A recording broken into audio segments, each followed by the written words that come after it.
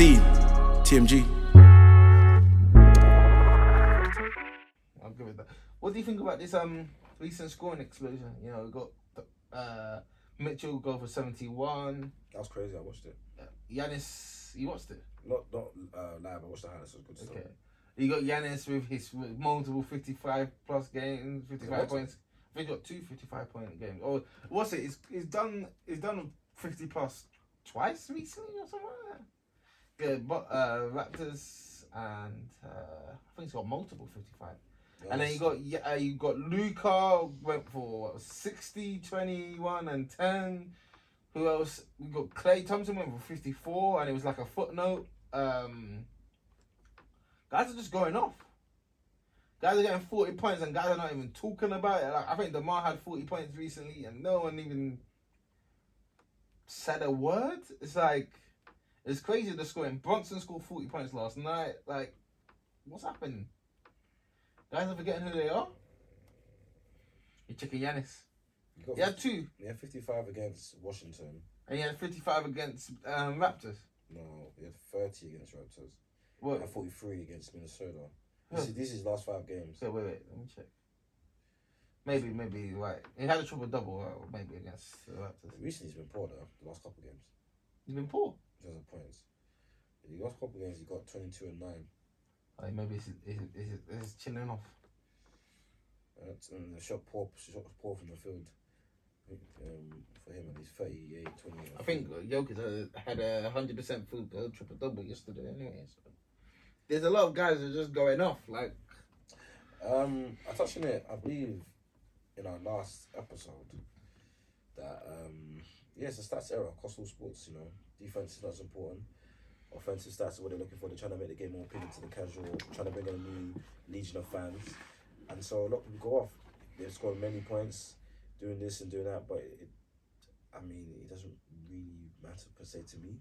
I mean, because when the people don't focus on defense, the game's not as physical, that sort of stuff.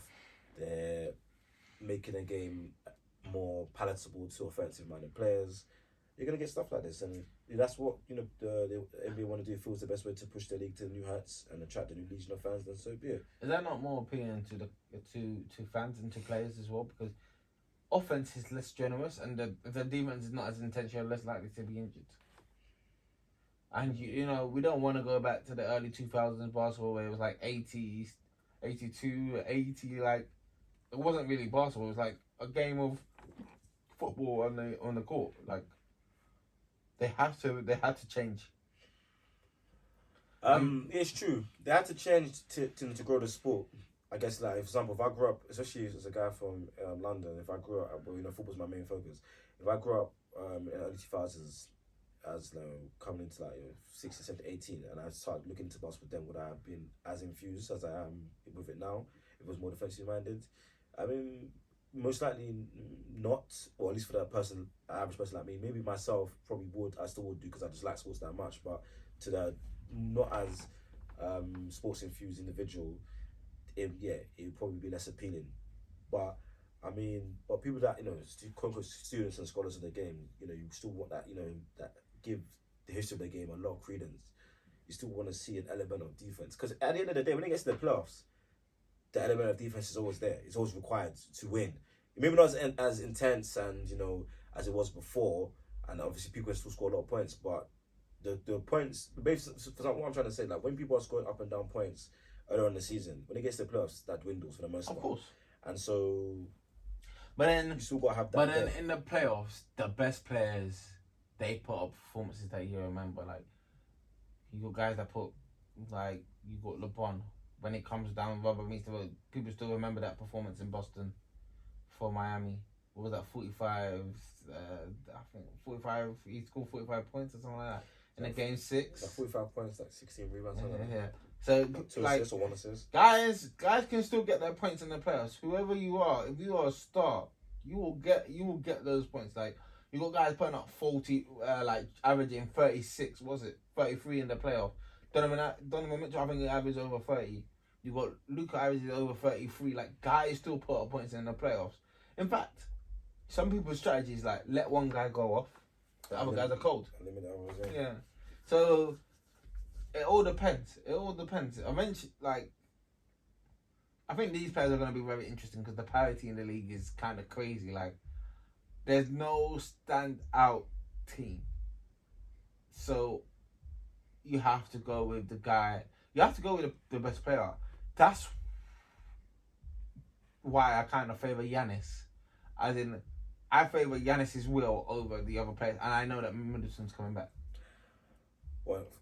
Favour Giannis in terms of what? To win? Or Like, what? because there's so much parity, it coming down to who's the best player. I mean, if everybody's fit, Bucks would be my pick. But Middleton and Drew Holiday have been in and out. And it's all testament to Milwaukee. They're only, 3 games behind, or 2.5 games behind Boston. With Middleton, I don't think, playing more than 5 games. Drew's missed a lot of games. And Giannis has been the one main constant. So we'll see. But obviously, like we saw last year, they still took the Boston to Game 7. Without Middleton. Without Middleton. And Middleton is an all-star level player. So if Middleton's there, you'd like to think that they will beat Boston. And, they probably could be back-to-back champions. Denver Nuggets will be very interesting. Because hold on, before, I mean, the one time they got to the conference final, they had what's his name there, Jamal Murray. Murray there. Then I think 2 seasons after that he was injured.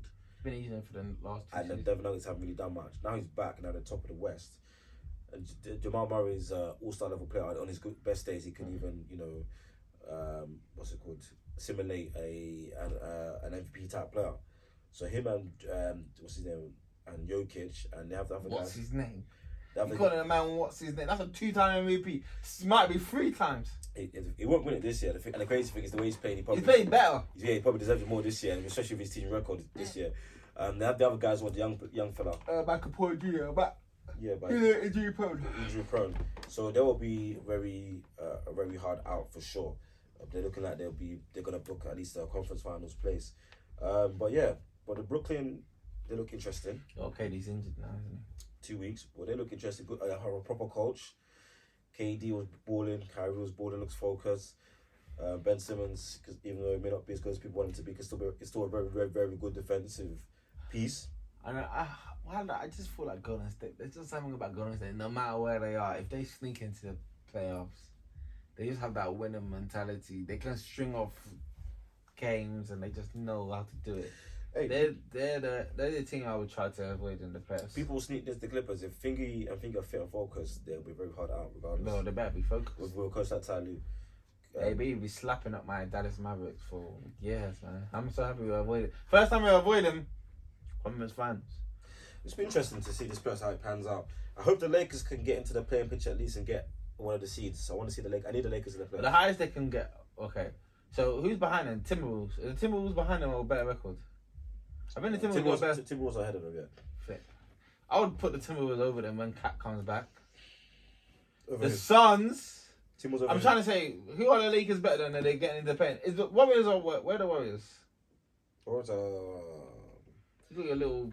Use your They're iPad. 6. They're 6th. Yeah. And Kings? Kings are 5th. Lakers are 12th. And then the two, who's above them directly? Jazz, Trailblazers, Blazers, Timberwolves, Suns, Clippers, and Warriors. But most of the teams have only won one or 2 games. Flipping even up until the 5th seed, there's Kings. They've only won 2 more games than them. So the Lakers, they're right there. I mean, so the Jazz will fall out because Jazz we're trying to get Wemby. Yeah, they've done enough. They'll probably traded some guys away. The Timberwolves, they'll get Cat back. They'll get better. Trailblazers, they're kind of stuck with who they are. So maybe the Lakers are better than the Trailblazers. That's a 50-50 going to toss a climb up. The Warriors are only going to get better. You like to think, yeah? Yeah. Clippers, the Suns. I don't know about the Suns. Boy, the Suns are scary. Booker's out for the month. Suns are scary, man. The Suns, they look very dysfunctional, disorientated. The coach and Ayton are going at it. CP3 is getting on. Booker's been out. I mean, their time may have come and passed, at least for this team. Let's see if they get rid of 8, see what they can get. But, yeah, it's looking very, like you said, scary. You don't know how long your cycle is. That's why when you're at the top, you have to capitalize. And that's it. I think what happened with the players last year, what happened with the owner, all of that is just taking its toll on the team. And, it's the end of the cycle, man. It's crazy. But, yeah, MVP quickly. MVP. My ballot is number 1, Jokic. Mhm. Number 2, Doncic. Number 3, Giannis. Over KD. Yes. Number 4, Tatum. Number 5, Why's Tatum 5 4th. or 4th? Why is he He's not in good. top? Why is he not in top 3? He's not Giannis. But He's not Luka. He's not Jokic. But his team on top of the standard. Yeah, he got JB. Huh? Got JB. Yeah, I think he's got JM. Jokic's got JM. Jokic is giving me more, fam. When I say Is he? Jokic is more impactful, when he faced the Celtics, he beat them as well. When did they face the Suns? Last Sunday. Not this Sunday, the Sunday before. Beat them. Is he more impactful? Jokic. Is he? Than Tatum? Yes. Even especially when you include defense as well, which most people seem to forget. Defensively, Tatum is alright. But He's is it actually slacker as well. He's not slack. He is a slacker He's a very sometimes. good defender. But flipping, when you combine both sides of the ball, which most people should do. So you put Tatum number 1. That's what you're trying. That's what you're getting at. That Tatum's done so much. That is number 1. What's your 5? He's up there. He's got the best record, best player, and best record team. What's your 5? So yeah, he deserves some credence. I put him in the top 5. For me, I will go Tatum, Jokic,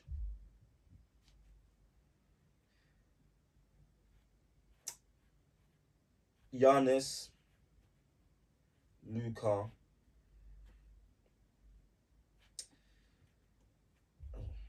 He's your 5.